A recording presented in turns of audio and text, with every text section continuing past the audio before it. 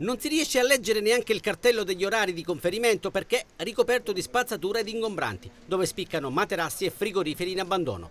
Sembra una discarica, in realtà è l'ingresso dell'isola ecologica di Picanello, una delle poche funzionanti a Catania. È l'ennesimo paradosso di una città che non riesce proprio a risollevarsi dall'emergenza rifiuti. Sono in tanti i telespettatori che si rivolgono alla nostra linea di WhatsApp 342 74 55 005 per denunciare storie di ordinario degrado, ma oltre alle telecamere, più volte sollecitate come deterrente, servirebbe un maggior senso civico. Questo qua accade quando l'isola ecologica è chiusa, di più quando la domenica sera, il pomeriggio quando finiamo di lavorare alle ore 19.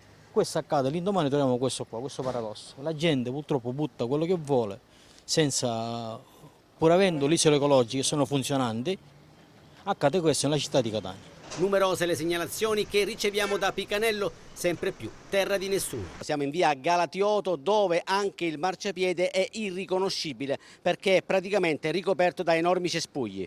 Lo vedete come è combinato qua.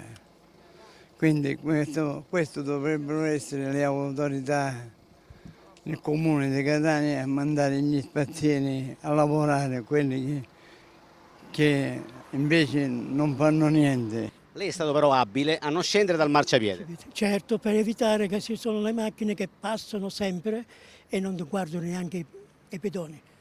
Anche se lei attraversa, io ho avuto un incidente proprio sul marciapiede, mi hanno preso con il motorino, si immagina un po', qua siamo nel Bronzo, non è che siamo a Catania, siamo nel Bronzo, proprio un'indecenza enorme. Vi invitiamo a denunciare e segnalare, lo ricordiamo, potete scrivere al 342 74 55 005, vi daremo voce con la speranza di dare un contributo per migliorare Catania e la sua immagine.